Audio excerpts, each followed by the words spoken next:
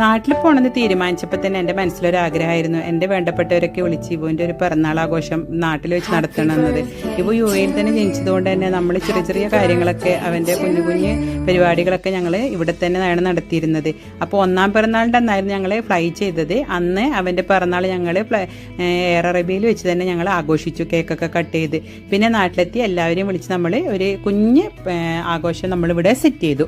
ആ പിറന്നാളൊക്കെ കഴിഞ്ഞിട്ട് നല്ല മഴയുള്ള ഒരു ജൂലൈയിലായിരുന്നു കേട്ടോ ഞങ്ങൾ നാട്ടിൽ പോയിരുന്നത്. ഇതിവിടെ തരിക്കലും മുറിക്കലൊക്കെ തകൃതമായി നടക്കുന്നുണ്ട്. അതിനിടയിൽ 2 ചെറുതങ്ങൾ ഇത് ചിക്കനൊക്കെ മസാലയിൽ പുരട്ടി അവർക്ക് കഴിയുന്ന പോലെ ഇളക്കി മറിച്ച് അവിടെ തകർക്കുകയാണ് കേട്ടോ. അപ്പോൾ നമുക്ക് വേണ്ടുന്ന ബിരിയാണിയും ചിക്കൻ ഫ്രൈ ഒക്കെ ഇവിടെ ഇങ്ങനെ എണ്ണയിൽ തിളച്ച് മറയുന്നുണ്ട്. അപ്പോൾ രാത്രിയായിരുന്നു നമ്മൾ പരിപാടി നടത്തിയിരുന്നത്. എല്ലാവരും ഇങ്ങനെ വന്നുകൊണ്ടേ ഇരിക്കുന്നുണ്ട്. എല്ലാവർക്കും ഭയങ്കര ആഘോഷമായിരുന്നു. നാട്ടിലുണ്ടാകുമ്പോൾ ആമിയുടെ പിറന്നാൾ ഇതുപോലെയാണ്. കുട്ടികൾക്കൊക്കെ ഭയങ്കര ഇഷ്ടമായിരുന്നു കേട്ടോ. ആമിയുടെ പിറന്നാൾ വരാൻ വേണ്ടി അവർ വെയിറ്റ് ചെയ്യും.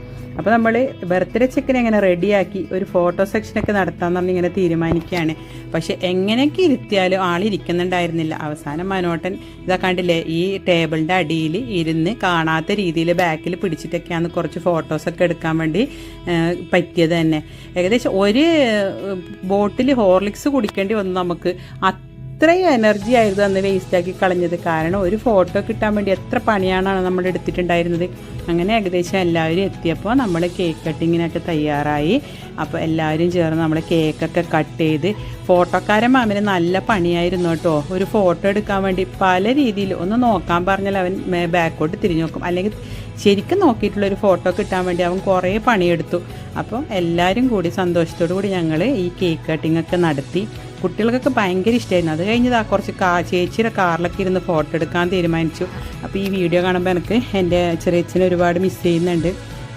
പിന്നെ നമ്മൾ രാത്രി ആയതുകൊണ്ട് തന്നെ എല്ലാവരും പെട്ടെന്ന് തന്നെ വന്ന് ഫോട്ടോ ഒക്കെ എടുത്ത് ഭക്ഷണമൊക്കെ കഴിച്ച് പോരാത്ത നല്ല പെരുമഴയായിരുന്നു കേട്ടോ. ഇതാ കണ്ടില്ലേ, കുട്ടിപ്പട്ടാളത്തിനൊക്കെ ഭയങ്കര ഹാപ്പി ആയിരുന്നു. കാരണം ഇവക്കുട്ടനെ ആദ്യമായിട്ട് കാണുന്നതാണ്. ഇവക്കുട്ടൻ്റെ ബർത്ത്ഡേ ഇങ്ങനെ ഗ്രാൻഡായിട്ട് ആഘോഷിക്കുമ്പോൾ അവർക്കും കൂടി ഒരു ഭയങ്കര സന്തോഷമായിരുന്നു. കാരണം ആമിയും കുറേ 2-3 വർഷത്തിന് ശേഷമാണ് നാട്ടിലേക്ക് എത്തിയത്. ഫോട്ടോക്കാരൻ മാമൻ കണ്ടോ, ഫോട്ടോ എടുക്കാൻ പല ഐഡിയകളും ഇവക്കുട്ടൻ്റെ അടുത്ത് പ്രയോഗിക്കുന്നുണ്ട്. പക്ഷേ ഇവു എങ്ങനെ അമ്പിനും വില്ലിനും അടുക്കാത്ത രീതിയിലായിരുന്നു ഇവു. പിന്നെ ഞങ്ങൾ എല്ലാവരും കൂടി ഫോട്ടോസൊക്കെ എടുത്തു. പകുതി ആൾക്കാർ മുകളിലും പകുതി താഴെയായിരുന്നു. ഇതൊക്കെ ആമിയുടെ അത്രയും പ്രിയപ്പെട്ട ചേട്ടന്മാരൊക്കെയാണ്. ഇതൊക്കെ എനിക്ക് വേണ്ടപ്പെട്ട ആൾക്കാരാണ്. ഒരുപാട് ആൾക്കാരെ വിളിക്കാനുണ്ടായിരുന്നു.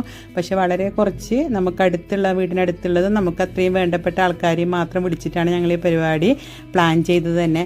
ഇനിയിപ്പോൾ എവിടെയൊക്കെ എന്തൊക്കെ ആഘോഷിച്ചു എന്ന് പറഞ്ഞാലും നമുക്ക് പ്രിയപ്പെട്ടവരൊക്കെ കൂടെ ആഘോഷിക്കുമ്പോൾ കിട്ടുന്ന ഒരു സന്തോഷമില്ലേ, അത് എവിടെയും നമുക്ക് കിട്ടൂല.